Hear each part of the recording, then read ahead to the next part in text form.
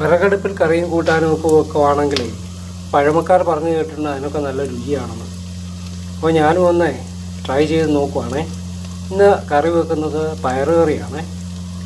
അതിനു വേണ്ടി പയർ നന്നായി കഴുകി ഒരു വട്ടം ഊറ്റിക്കളഞ്ഞ് ബാക്കി പയർ വെള്ളത്തിലിട്ട് വെച്ചിരിക്കുകയാണ്. ഇത് മസാലയ്ക്ക് വേണ്ടിയുള്ള ഒരു പ്രിപ്പറേഷനാണ്. അതിന് കുറേ വെളുത്തുള്ളി എടുത്തിട്ടുണ്ട്, അല്പം ഇഞ്ചി, പിന്നെ 2 സവാള കീറിയിട്ടത് എല്ലാം കൂടെ കടുക് വറുത്ത് വഴറ്റി അതിൻ്റെ കൂടെ ഉരുളക്കിഴങ്ങ് ചെറുതായി കീറിയിട്ടത്. അപ്പം ഞാനതൊന്ന് ഫ്രൈ ചെയ്യാൻ വെച്ചിരിക്കുകയാണ്. ഇതൊന്ന് ഫ്രൈ ചെയ്താൽ നല്ലൊരു ടേസ്റ്റ് കിട്ടും. അപ്പോൾ ഇതെൻ്റെ ഒരു ഐഡിയ വെച്ച് ഞാൻ ചെയ്യുന്നതാണ്. നിങ്ങൾക്ക് ഇതും പരീക്ഷിക്കാം.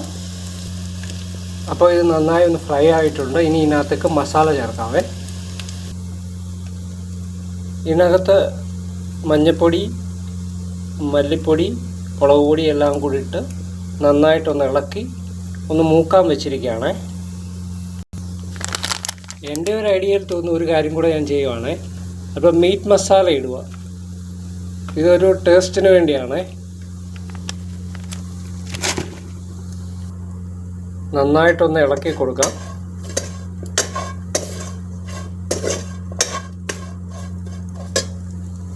ഒന്ന് മൂത്ത് വരുന്നതിന് ശേഷം പയർ അതിനകത്തേക്ക് ഇടണം. പയർ കൈകൊണ്ട് വാരിയേ ഇടാവേ. അപ്പോൾ അല്ല അഷഡുണ്ടെങ്കിൽ ബാക്കിയുള്ള അഷഡുകളൊക്കെ വെള്ളത്തിനകത്ത് അങ്ങ് അടിഞ്ഞു പൊക്കോളും. അപ്പോൾ പയറിട്ടതിന് ശേഷം നന്നായിട്ടൊന്ന് ഇളക്കി കൊടുക്കണം.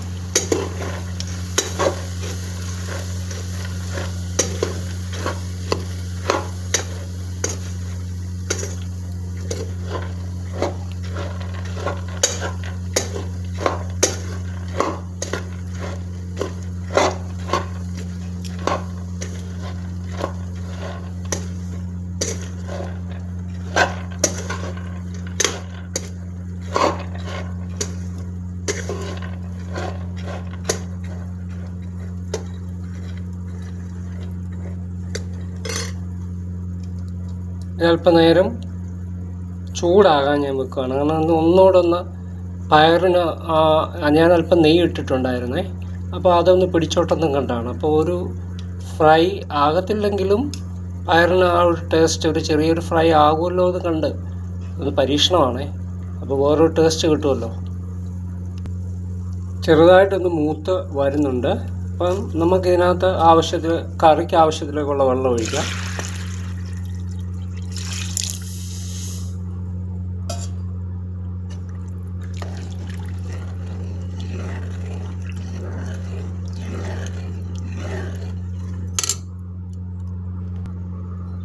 ഇതിലേക്ക് കുറച്ച് ഉപ്പിടാം.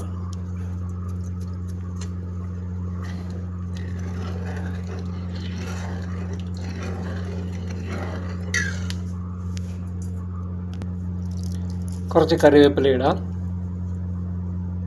എന്നിട്ട് നന്നായിട്ട് ഇളക്കുക.